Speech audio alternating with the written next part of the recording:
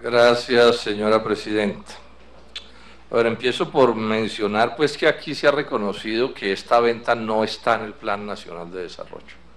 Esto es importante decirlo, porque no es lo mismo que en el Plan Nacional de Desarrollo diga que se podrán hacer ventas a que diga que se podrá o se venderá Isagen. Yo estoy seguro que el debate de ese plan hubiera sido completamente distinto si eso se hubiera señalado. Y entonces aprovecho para mencionar cómo esos planes de desarrollo se han ido volviendo como una especie de cosas para engatusar a la gente y enredar y aprobar a las escondidas. Por ejemplo, las famosas 100.000 casas gratis tampoco están en el plan de desarrollo. Eso fue un proyecto que se sacaron de la manga a la mitad del gobierno ante el fracaso de lo que sí está en el plan de desarrollo, que era que había que hacer 1 millón de casas. Empiezo pues por señalar esto. Lo segundo es decir esto: esta empresa no la venden por mala, sino por buena. Esta es una cosa que es bueno aclarar, porque es que aquí el grueso de las privatizaciones en los años anteriores se hicieron exagerando las dificultades de las empresas del sector público, y a punta de decir que eran horribles, entonces nos salvaban los privados de una desgracia tal de ser propietarios de esas empresas, y después resultaba que esas empresas han sido una mina de oro absolutamente conocida. Bueno, este es el caso de una empresa que quiero enfatizar. La sacan a vender sin que puedan dar un solo argumento en contra en lo que tiene que ver con, llamémoslo así, la calidad de la empresa, la rentabilidad de la empresa, la manera como hace las cosas. Esto es muy importante tenerlo en cuenta. Estamos hablando de utilidades hoy promedio anual del orden de 400.000 millones de pesos, pues del conjunto de la empresa. ¿Cómo se reparta eso? Pues ese es otro asunto, pero estamos hablando de una empresa que es completamente rentable, y una empresa que va a ser mejor, como aquí ya se ha dicho, hacia el futuro. Está por entrar Hidrosogamoso, y eso por supuesto le va a mejorar las condiciones de todo orden a esa empresa. Me llama mucho la atención, y esta es parte de la discusión, bueno, ¿y en cuánto se va a vender? El gobierno nacional ha hablado de poner un precio base de 2.850 pesos la acción, es la cifra que ha dado el ministro de Hacienda. Pues bien, el Grupo Bancolombia, no el Polo Democrático Alternativo, sino el Grupo Bancolombia, ha dicho que el precio objetivo de esa acción es hoy de 3.070 pesos. Y dice que al final del 2013 debe tener una valorización del 22%, lo que daría 3.745 pesos por acción, o sea, cerca de 1.000 pesos más que el precio base que está poniendo el gobierno. Y el precio base puede ser el precio de venta, eso no lo sabe nadie, ¿no? Porque el gobierno ahora dirá, no, es que van a pujar y va a subir. Pues bueno, si sube, sube, pero si no sube, no sube, y nos podemos quedar con el precio base, lo que de entrada sería un detrimento patrimonial por completo, digamos, evidentes. Entonces, dejemos señalado para empezar que se trata de una muy buena empresa, y que el gobierno está hablando de ponerla en venta, pues de por lo menos de precio base a un precio que por supuesto no refleja en nada las realidades de este asunto, pues además de lo que se acaba de mencionar aquí por parte del senador Juan Carlos Vélez, que son otras maneras de calcular cuánto vale esa empresa, y por supuesto que todo está muy lejos de lo que el gobierno está mencionando. Pero además, digamos esto: si esta empresa se termina vendiendo, se va a vender a menos precio. Yo ahora voy un poco a comentar por qué, pero además es que esa es la experiencia. O sea, la experiencia que nos dice, el gobierno de Andrés Pastrana intentó venderla en 500 millones de dólares. Pues miremos cuánto vale ahora y cuánta plata se hubiera perdido si ese gobierno hubiera tenido éxito en venderla en 500 millones de dólares. Estos son datos pues del doctor Mauricio Cabrera, que es experto en estos asuntos.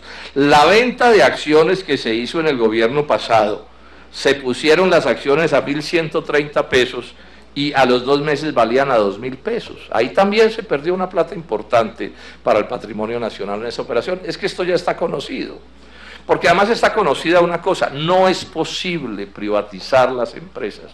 Ninguna empresa es posible privatizarla si no se vende a menosprecio. Eso es una cosa que está absolutamente conocida. Es que aquí ya no estamos como hace 25 años, que a este país le echaron 1000 cuentos. Yo he publicado un par de libros sobre esto, Eduardo Sarmiento Palacio también, y uno puede demostrar en detalle, y aquí por ejemplo lo planteamos en la Comisión Quinta: van a vender las acciones de Ecopetrol a menosprecio, y las vendieron a menosprecio. El montón de plata que se han ganado los primeros compradores no obedece a que alguna genialidad del doctor Gutiérrez valorizó la empresa, sino que se las vendieron a precio de huevo. Y entonces, claro, apenas ellos empezaron a revender, se ganaron un platal. Y lo mismo pasó con Termotasajero, y lo mismo pasó con Telecom, y lo mismo pasó con Chivori, con lo mismo que ha pasado con todas las empresas. Yo estudié, por ejemplo, particularmente el caso de la empresa telefónica de Manizales, y también la vendieron a menosprecio. Todo se ha vendido a menosprecio, esa es una norma. De otra manera, los privados no compran esas acciones. No es posible que esas acciones se compren de otra manera, pero esto tiene otras implicaciones. Ese paso de lo público a lo privado no se hace sin consecuencias. Aquí se dijo que daba lo mismo ser público que privado. Pues si da lo mismo que ser público que privado, lo que quiere decir es que el Estado colombiano está privatizado y estamos en el peor de los estados que se pueda concebir. No, no puede ser posible, no debe ser posible. Entre otras cosas porque una de las consecuencias de las privatizaciones es que el privado apenas privatiza, dedica todo su poder, incluido su poder de corrupción, de compraventa de conciencias y de funcionarios, que es descomunal, para presionar alzas en las tarifas. Entonces aquí se nos habla de privatizaciones y la viceministra dice que es maravilloso porque este ya es un negocio maduro, y maduro quiere decir que está bastante privatizado, pero pregúntele a los ciudadanos de la costa atlántica cómo les ha ido con las privatizaciones de la distribución de la energía, o a los colombianos todos. Es que ahí están las cifras, no las voy a dar aquí para no hacerme largo, pero los colombianos hoy comen menos, se visten menos, se recrean menos, tienen menos salud por cuenta de la privatización. La famosísima, la tan mentadísima supereficiencia de la empresa privada solo aparece cuando aparecen ganancias de monopolio. Y las famosas comisiones de control no controlan un carajo, digámoslo con toda franqueza. Y su política es subir las tarifas, y no hay control político. ¿Quién le responde al Congreso de Colombia por las alzas en las tarifas? No sabemos ni cómo se llaman los funcionarios, reunidos en unas oficinas oscuras, y lo digo en sentido figurado porque deben ser muy luminosas y muy elegantes, ¿cierto?, decidiendo las tarifas que pagan los colombianos con cero control político, con unas fórmulas ultra enredadas diseñadas para que no se entiendan, para que no las entendamos ni los que medianamente entendemos. Pero aquí yo lo expliqué una vez, con supuestos impuestos superiores a los que pagan realmente, de forma tal que sus tasas de ganancia, las de estas empresas, digo yo, se disparen a niveles absolutamente escandalosos. Entonces esto sí tiene consecuencias. Y tiene otra consecuencia: estas empresas dan de pronto un par de vueltas, si es que las dan, y terminas en manos de los inversionistas extranjeros. Y esos inversionistas cogen esas utilidades y no las reinvierten en Colombia, sino que se van para el exterior. Una de las cosas por las cuales los antioqueños creen y quieren empresas públicas de Medellín es porque ven cómo esas utilidades de esas empresas se reinvierten en Antioquia y en Medellín. Eso no lo vemos en el caso de las empresas privatizadas de otro tipo, sino que esas utilidades se van para el exterior. Y por eso, y eso también hay que decirlo, colombianos, la privatización no es, digamos, la genialidad de algún cerebro criollo. No, la privatización viene de las fórmulas del Consenso de Washington, del Fondo Monetario Internacional, del Banco Mundial, y tienen como propósito que las empresas de estos países, las empresas públicas de estos países, sean adquiridas a menosprecio por los linces del capital financiero transnacional. Esa es la triste historia de esto. O sea, esas empresas pasan de ser servicios en beneficio ciudadano para convertirse en unas especies de instrumentos de la extorsión a la ciudadanía, que no puede además renunciar a los servicios públicos, porque si ni siquiera tenemos esa posibilidad. Es decir, si a mí no me gusta la tarifa de la energía, ¿qué hago? Me quedo sin energía eléctrica. Si no me gusta la tarifa del agua, ¿qué hago? Me quedo sin agua, sin ninguna posibilidad de escoger, precios de monopolio absolutamente calculados. Y una cosa aquí que mencionó el presidente del sindicato que quiero resaltar, y es esto: es que en el caso de la generación eléctrica puede demostrarse que el capital privado tiende a no ir, y eso lo sabe cualquiera que haya estudiado este asunto.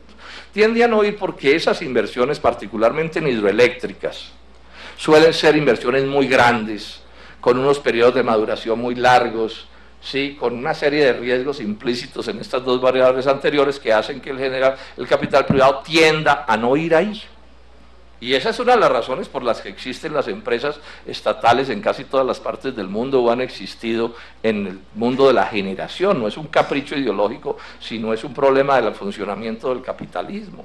Y le preguntaba ahora a la viceministra, exceptuando al Quimbo, ¿cuántas hidroeléctricas han construido los privados en Colombia?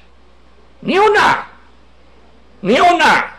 ¿Por qué? Por esto que estoy mencionando. No, y ahora les están abriendo el camino, como al Quimbo, un pésimo diseño técnico, un maltrato asombroso a los habitantes del departamento del Huila, unas condiciones ambientales que avergüenzan. ¿A quién se le ocurre, pregunto yo, hacer una hidroeléctrica en las cabeceras del Río Grande de la Magdalena, que no contempla control de inundaciones, que no contempla distritos de riego, sino que todo es que esos extranjeros hagan lo que se les dé la gana con eso, con unas tasas de utilidad absolutamente escandalosas? Viceministra, es que eso lo hemos estudiado en esta comisión.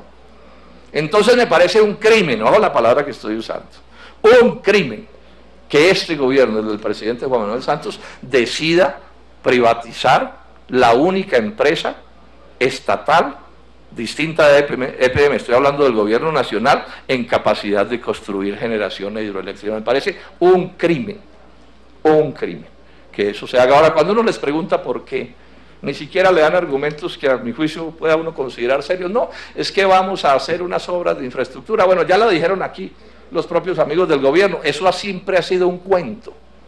Aquí llevamos 25 años oyendo que se privatizan las cosas y siempre el cuento es la causa noble. Es que esta plata, colombianos, va a ir a infraestructura, va a ir a salud, va a ir a educación. ¡Paja! Al final no aparece por ninguna parte. Al final lo que ha pasado en estos 25 años es que el ahorro nacional ha ido desapareciendo.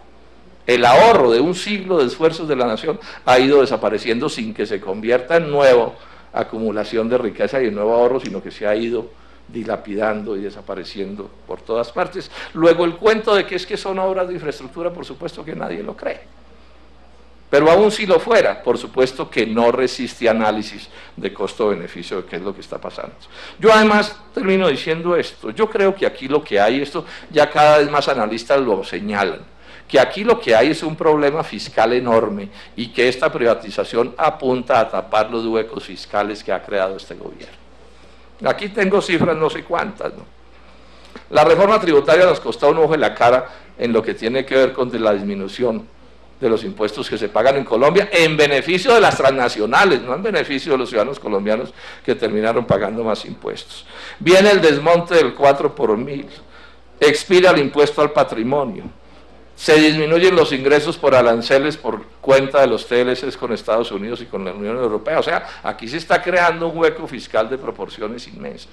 Y en vez de atender con seriedad ese asunto, entonces siguen dilapidando el patrimonio nacional. A mí esto a ratos se me parece como ese esposo calavera, ¿cierto?, que no hace las cosas como se debieran hacer, y entonces todas las semanas vende una alhaja, como se dice coloquialmente, de la casa. Una semana vende el televisor, otra semana vende la nevera, ¿cierto? Y así hasta que al final no le queda nada, que es un poco lo que le está pasando a Colombia porque no se hace lo que se debe hacer. Y por último, señalar también mi completo desacuerdo con que al país lo sorprendan con esto. Eso no es serio. Es decir, ¿cómo así que nos anuncian una privatización? Y es algo así como que es que tiene que ser mañana. Y de paso aprovecho para preguntar, y se lo voy a hacer al señor ministro de Hacienda por escrito, ¿no? ¿Cómo es que es este negocio? ¿Quiénes van a ganar plata en este negocio? ¿Cuánto gana la banca de inversión? ¿Hay primas de éxito y quiénes se ganan las primas de éxito? O sea, ¿cuáles son los entresijos de este negocio?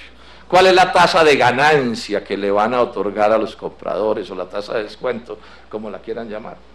Es decir, ¿cómo es que van los que ganan? Porque es que aquí todos estos debates a ratos a mí me parecen como metafísicos, senadora Marisa Martínez. Aquí solo se discute sobre la conveniencia nacional y sobre el progreso del país, y nunca le hablan a uno de los que ganan, de los que se enriquecen con estas cosas, que se enchapan literalmente en oro. Eso no aparece en la conversación, y cuando uno lo plantea eso queda como de mal gusto, y resulta que eso es lo único que los mueve.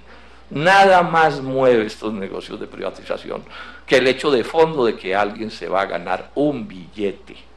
un billete largo, como se dice también coloquialmente.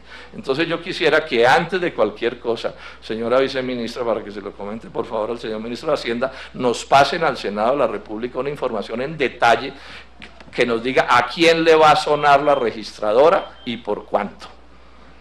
¿A quién le va a sonar la registradora y por cuánto? Creo que es el derecho mínimo que tenemos los colombianos para seguir opinando sobre este asunto. Muchas gracias.